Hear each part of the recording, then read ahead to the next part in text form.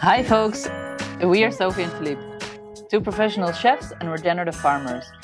Currently we're setting up our second regenerative farm in central Portugal, where we grow food for our local community and share our knowledge both on the land and in the kitchen. On this channel we take you along on the farm's development and we show you how we grow, cook and preserve nutrient-dense, regeneratively grown, delicious food. In a time where the food we're eating is literally killing us, the most powerful and impactful action one could take is to consume nutrient-dense, regeneratively grown, clean food. Let's grow it, let's cook it, let's do it. Hi folks, and welcome back to the channel. Thank you for bearing with us until Sunday. In this episode I'm going to show you some of the things that have been happening on the farm, and there was a very sad development which we'll get to in a minute. Then we're going to cook with something delicious that we found on the land. Autumn's spoils, shall we say. And that's that. Let's get right into it. Let me take you guys to the crime scene, or rather, the place of impact. When Philippe and I arrived on this land, one of the things we liked about it were the large amounts of old cork oaks we have here. These majestic trees, in ideal condition, can live up to 400 years old. Looking at these giants, I'm reminded of the storms they weathered, the droughts they withstood, and the wildfires that have come and gone. Amazed at these majestic trees still standing in the same spot for hundreds of years. It can truly make me emotional. We had noticed upon arrival that some of the trees are not looking very healthy anymore. Some of them lost a limb, others damaged by insect larvae boring through their trunks.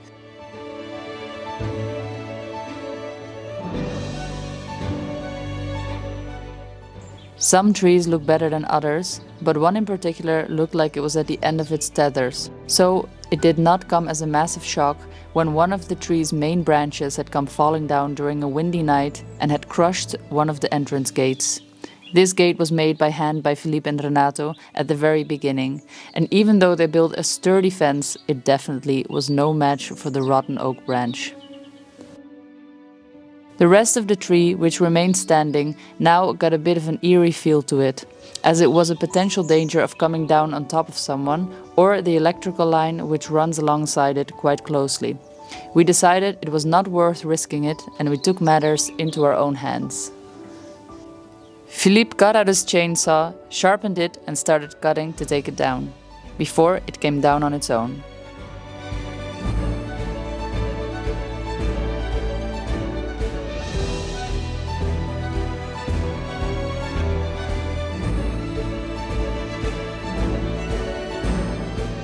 But after cutting a wedge into the first side, the chainsaw stopped working and had to be taken to the shop.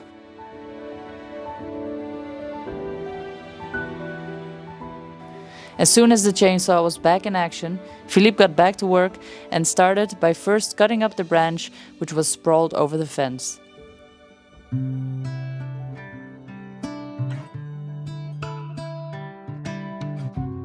The massive logs were hard to cut through, but with some good ear protection and a lot of grit, Philippe got to work.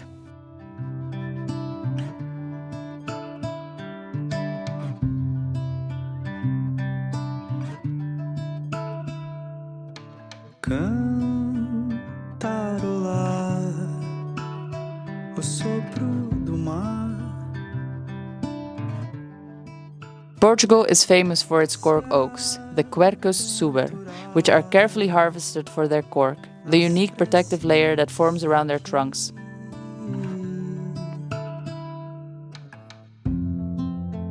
Lá vem o sol, o pai da manhã. Lá vem o sol, o pai da manhã. These trees have evolved to produce this thick outer bark as a natural shield against forest fires and harsh climates, making cork oak forests incredibly resilient. The cork layer is carefully harvested for the very first time when the trees are 25 years old. This cork is called virgin cork and is used differently than the subsequent harvests, which are every 9 to 12 years after the very first harvest. The virgin cork is tougher and less pliable than the Ahmadiyya cork, which is the name for the subsequent cork harvests. Cantarolar. It is used primarily in building materials and such, unlike the other harvests, which are mainly used to make wine stoppers and are also used in fashion and even technology.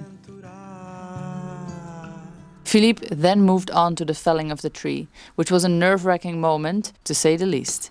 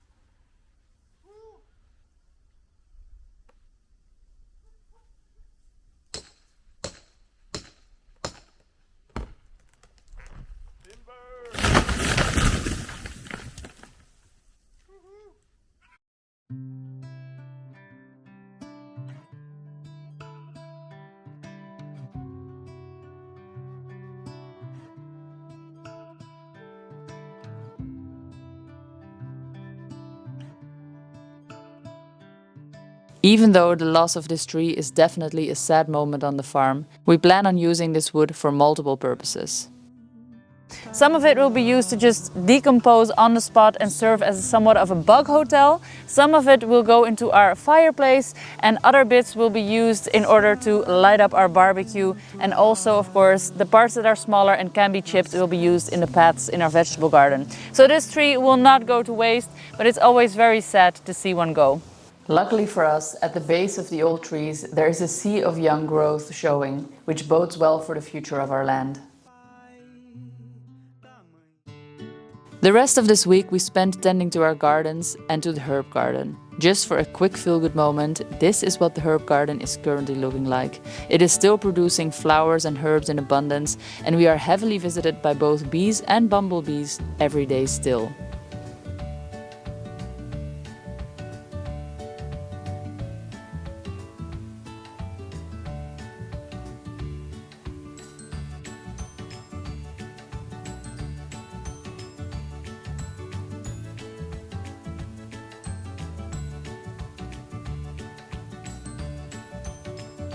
But all this growth also needs to be contained a little if we want to make way for new annual herbs such as parsley and coriander to come through.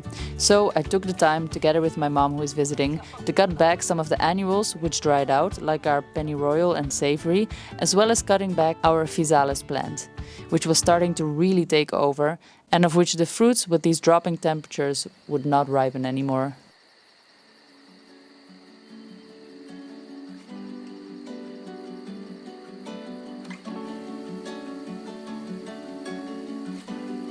I normally only chop and drop in this garden, but after seeing the biomass that I had created, or rather the plants had created, I decided to go for the composting route instead.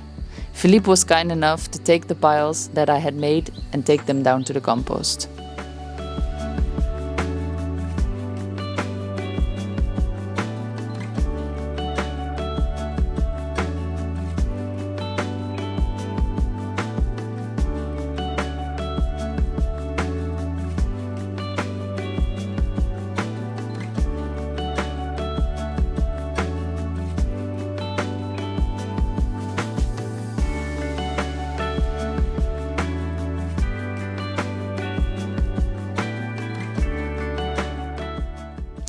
In the meanwhile, Philippe has also not been sitting still.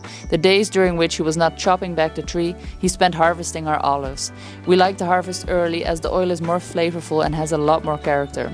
Harvesting later in the season means you will get bigger yields and a smoother taste, but in terms of nutrients, the younger olives have a much higher level of polyphenols, which gives them a bitter taste but also enhances their anti-inflammatory and antioxidant properties. We like it because it's a little spicy and has a very fresh taste to it. Philippe harvested around 500 kilograms all alone as I was working on the computer this week. And when he was done, he cleaned up the animal trailer and drove everything to the olive oil press.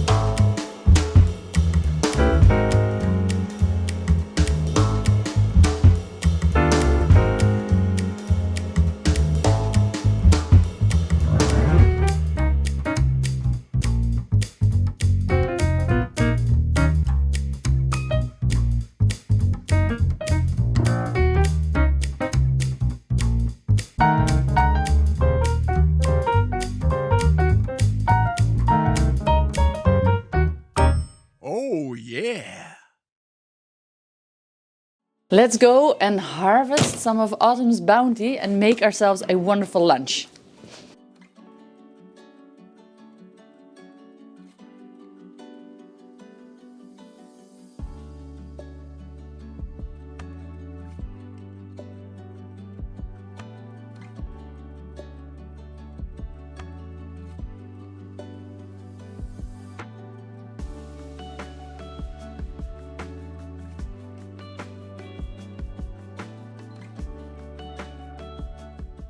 The mushrooms we're gathering are called parasol mushrooms, and yes, they're edible.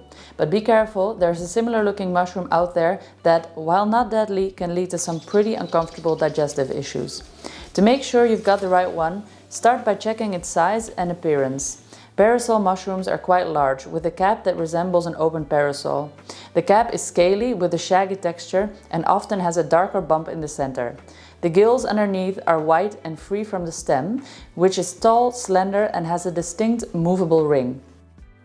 The spore print is also a reliable test. Parasol mushrooms have a creamy or white spore print, never green. When in doubt, always do this final check. Parasol mushrooms typically grow in grassy areas or light wood, especially from late summer to early fall. We feel confident about these mushrooms because locals here regularly harvest them and enjoy them. Always a good idea to double check with an experienced forager.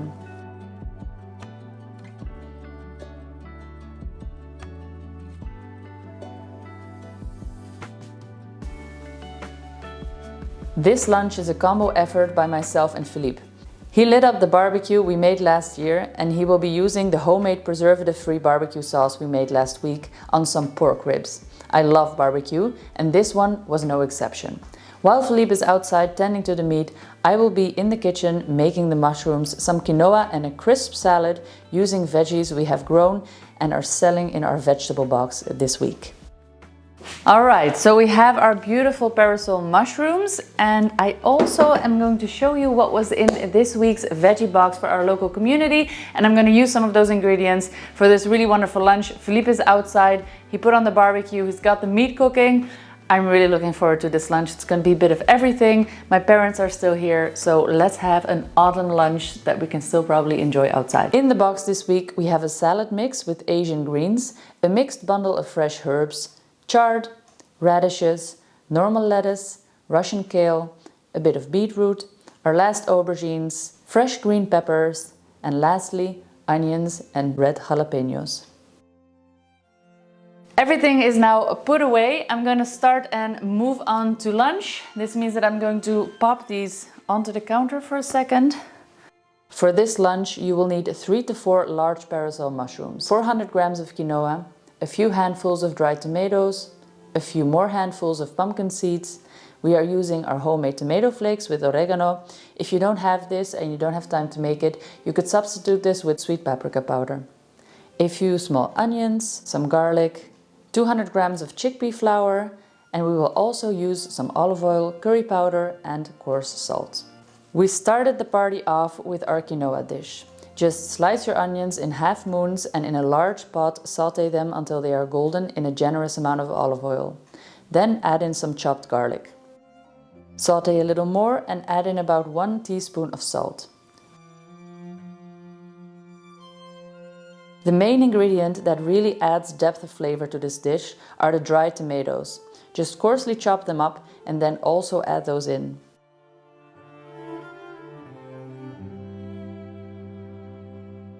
Stir a little and add in 1 tablespoon of curry powder. Now we are going to add in the quinoa. Stir it around and we are going to let that toast for a little on a very low flame. Before we add the water, we are just missing one more thing. Let's get some thyme. I actually harvested a bit of sorrel as well to add to the salad, which I totally forgot about at the end, but let's not think about that. Just chop up the thyme and add it into the quinoa. Turn up the heat and now add water until the quinoa is covered with about 1 centimeter or 1/4 of an inch of water. You could use broth here if you have it, that would add even more depth of flavor to this dish. While you let the water come to a rolling boil, place your pumpkin seeds in the oven for 10 minutes on 170 degrees Celsius. That's 340 Fahrenheit for my imperial peeps out there. Then turn down the heat and put a lid on the pan with quinoa. This will cook in about 15 to 20 minutes. Remove the lid after 15 minutes and stir it while you let it cook a little more until the quinoa is no longer wet but more like a damp couscous. Next up, some sautéed Russian kale. This kale is so beautiful out in the field with its soft purple hue. First, sauté a bit of garlic in some olive oil in a wok. Then add in the chopped up stems and give them a minute or 3. I added a bit of flavor by adding in a teaspoon of anchovies paste. Soy sauce also would be good, or otherwise just plain salt. Stir and then add in the chopped up leaves. Toss that around for about 4 to 5 minutes to retain the beautiful green color and then set aside. You'll be using this later to decorate. Moving on to the salad. I just quickly sliced some radishes, some green pepper and added that into the already made Asian salad mix, which contains mizuna, red giant leaves mixed in with a bit of rocket. I mixed this extra unelegantly into a bowl, added some pomegranate my kids had already cleaned and tossed it about with some olive oil and salt. Voila! Very simple, very fresh, very healthy. Meanwhile, outside the ribs are starting to look scrumptious. Philippe had been cooking them on a low heat with the smoker closed for the majority of the time, turning them over every now and then. Once the meat is golden and cooked, you can smother them in barbecue sauce and cook them for another 10 to 15 minutes to caramelize the sauce, making it nice and sticky.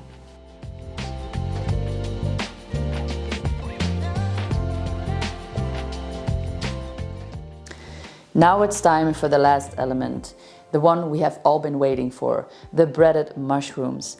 In a recipient large enough to easily maneuver the pieces of mushroom around in, mix 200 grams of chickpea flour with 2 tablespoons of our homemade tomato flakes and a generous amount of salt. Mix this well, and then in a deep plate I mix together 2 eggs. I actually ended up using 5 eggs in the end.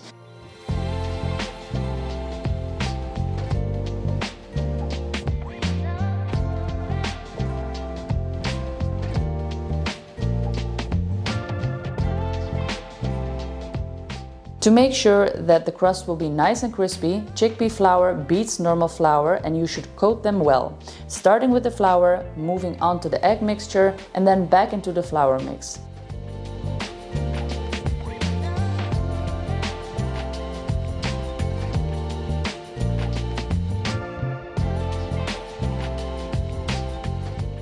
In a hot skillet with olive oil.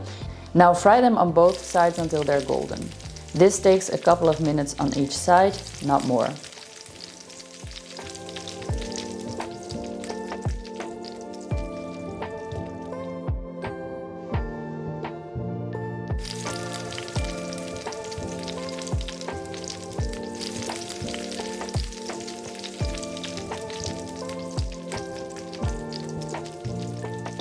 Once all elements are done, it's time to plate the quinoa. I like serving it in a large clay platter and I decorate it with the kale, the seeds, and for some more texture and color, I also added some pomegranate seeds here as well. So that's it, bring it all to the table, let's eat, bon appetit!